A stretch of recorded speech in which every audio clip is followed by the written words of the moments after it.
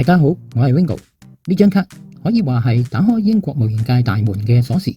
大家有冇聽過 IPMS 呢個名呢？每年交幾十磅會費，除咗定期有本雜誌寄到門口之外，到底仲有冇啲乜嘢玩呢？今集我會同大家分享我入會後嘅第一手體驗，帶大家去行下我入會後參加嘅第一個展覽 Bolton IPMS Show 2026。我哋一齊入去呢個充滿英國本地大師嘅會場見識一下。今日除咗行 show 之外，我仲會請到兩位移英港人師兄 Jeff 同埋 Louis 分享佢哋喺全英國最大模型展 Scale Model World 攞獎嘅經歷。佢哋會以過來人身份同大家講下點樣由一個愛好者變身做英國模型大賽嘅得獎者。如果你都想知點樣融入本地模型圈，或者想睇下香港人嘅手工喺英國有幾勁，今集你一定要睇到最後啦。UK 再續模型雲 IPMS 一齊睇。到底咩係 IPMS？ 簡單嚟講，佢全名係 International Plastic Modeler Society。呢個協會係喺1963年喺英國創立，係目前全球規模最大、歷史最悠久嘅模型組織。你可以將佢想象成英國模型界嘅大本營。無論你砌飛機、坦克，定係好似我咁中意砌高達，只要係塑膠模型，呢度就係你揾到同好嘅地方。點解我要加入？因為入咗會，除咗有本好高質嘅模型雜誌睇，最重要係可以參加全英各地唔同規模嘅 model show， 同本地大師直接交流。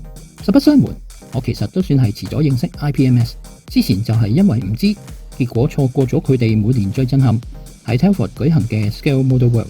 雖然有啲遺憾，但任心唔怕遲。今日雖然呢度規模細一啲，但我都會帶大家一齊去睇下呢個 Bolton IPMS Show 2026。入面嘅作品真係令我大開眼界。我哋即刻入去睇嘢。一踏入 Bolton Show 嘅會場，嗰種熱鬧嘅氣氛已經令我好興奮。雖然規模比起 Telford 細一啲，但入面嘅內容真係一啲都唔馬虎。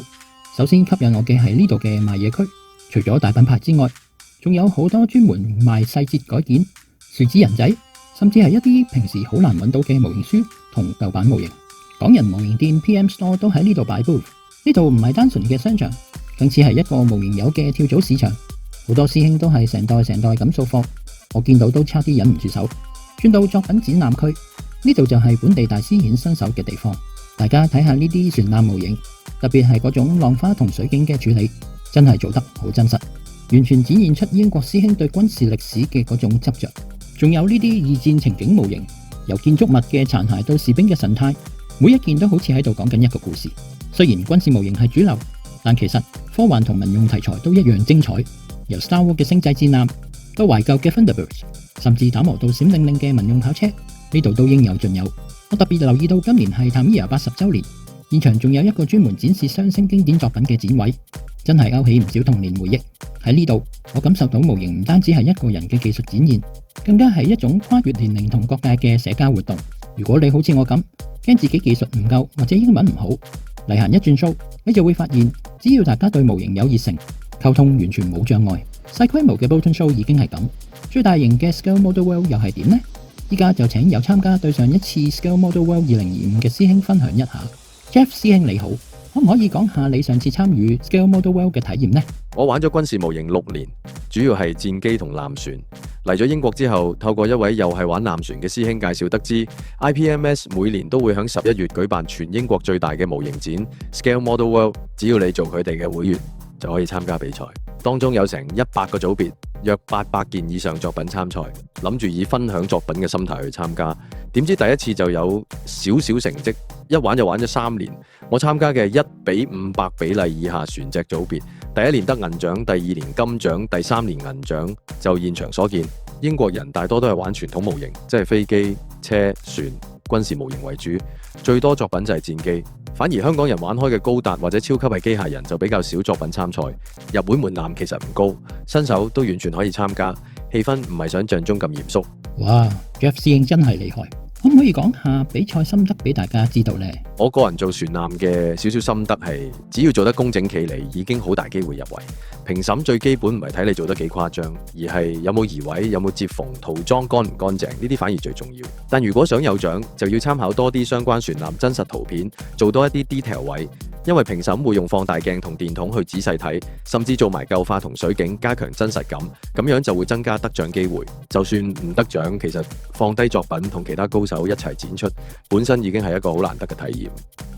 唔知你對 Scale Model World 或者 IPMS 嘅睇法又點呢？除咗比賽區，會場仲有好多其他會員會放佢哋嘅作品出嚟展覽，加埋有成幾千件。同佢哋傾偈，當中可以學到好多做模型嘅技巧。好多技巧其實唔係睇書學到，而係現場同作者傾偈先會明。另外，會場入面仲有好多經銷單位，包括雙星、Raffle、Airfix 等等牌子嘅模型，仲有 3D print 改件、工具、書籍，包羅萬有，一定有嘢買到。對移英之後想揾翻共同興趣圈子嘅模型友，其實 IPMS 係一個好好嘅入口，可以好快認識本地及香港人同好，同香港嘅模型展比較，唔係話邊樣好邊樣唔好，而係英國比賽題材取向偏寫實同軍事為主。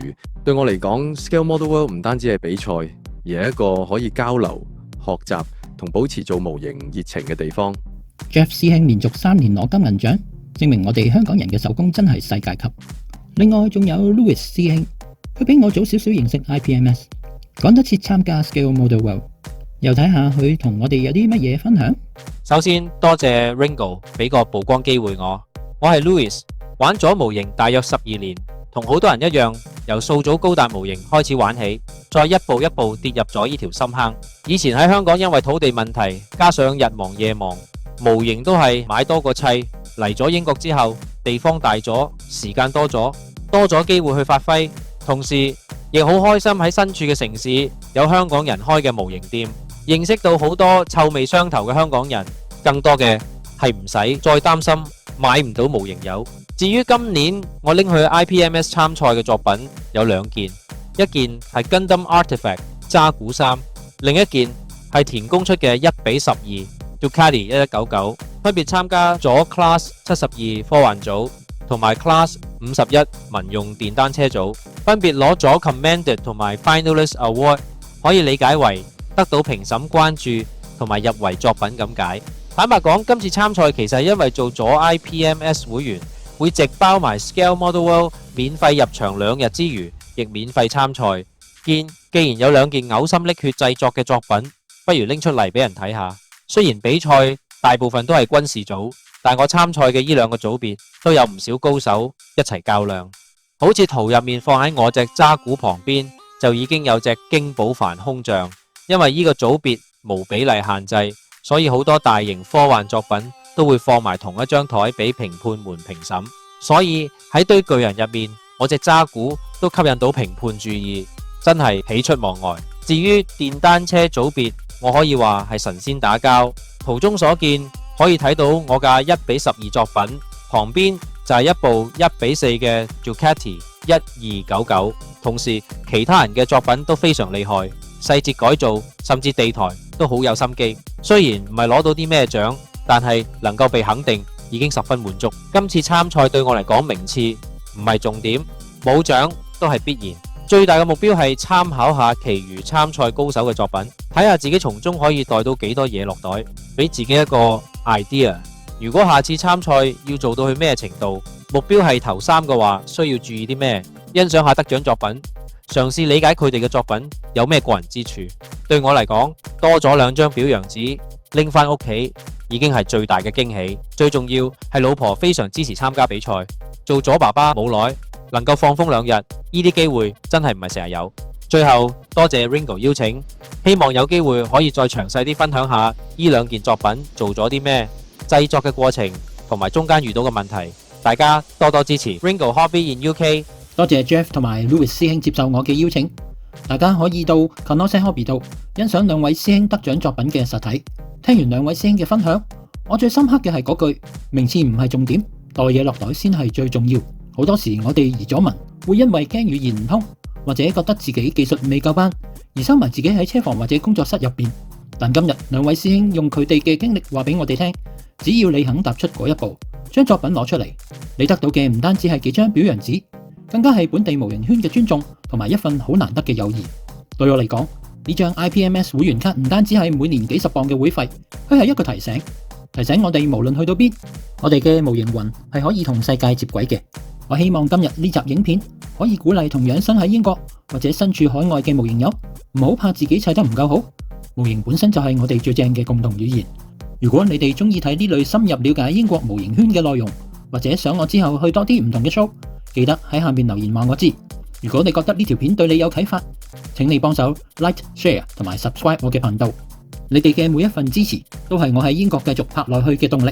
我係 Wingo，下集再續我哋嘅 UK 模型雲。拜拜。